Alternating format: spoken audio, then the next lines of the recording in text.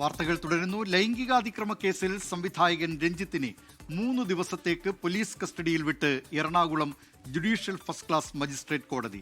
ലൈംഗികാതിക്രമം നടന്നുവെന്ന പെൺകുട്ടിയുടെ പരാതിയിൽ പറയുന്ന കാരവൻ പോലീസ് പിടിച്ചെടുത്തു. രഞ്ജിത്തിന്റെ ജാമ്യാപേക്ഷ ചൊവ്വാഴ്ച പരിഗണിക്കും. അറസ്റ്റിലായി 3 ദിവസത്തിന് ശേഷമാണ് രഞ്ജിത്തിനെ സബ് ജയിലിൽ നിന്ന് കോടതിയിൽ ഹാജരാക്കിയത്.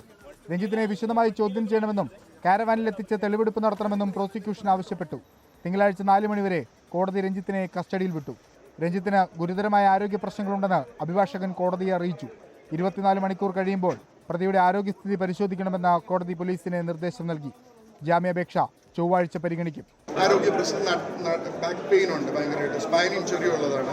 പിന്നെ ലിവർ ട്രാൻസ്പ്ലാന്റേഷൻ നടന്നത്, എന്തെങ്കിലും ഒരു ഇൻഫെക്ഷൻ വന്നിട്ടുണ്ടെങ്കിൽ ആ ഓർഗൻ അത് റിജക്ട് ചെയ്യുമ്പോൾ ആ കാര്യങ്ങളാണ് കോടതി പറഞ്ഞ് കോടതി അതിന് വേണ്ട നിർദ്ദേശം കൊടുത്തിട്ടുണ്ട്. ആവശ്യമായ രീതിയിലുള്ള ട്രീറ്റ്മെൻറ്റ് കൊടുക്കണമെന്നും സുപ്രീം കോടതി പറഞ്ഞ് 7 വർഷം വരെയുള്ള ശിക്ഷയ്ക്ക് അറസ്റ്റ് വേണ്ട, അങ്ങനെയുള്ള ഒരാളെ അറസ്റ്റ് ചെയ്യേണ്ട കാര്യം.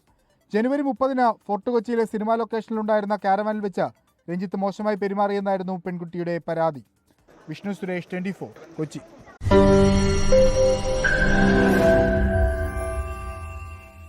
ലോകത്തെവിടെയായാലും ഏത് സമയത്തും 24 വാർത്തകളും ഓഗ്മെന്റഡ് റിയാലിറ്റി പാക്കേജുകളും എക്സ്പ്ലെയിനറുകളും വിശദമായി കാണാൻ ഞങ്ങളുടെ യൂട്യൂബ് ചാനൽ നിങ്ങൾക്ക് സബ്സ്ക്രൈബ് ചെയ്യാം.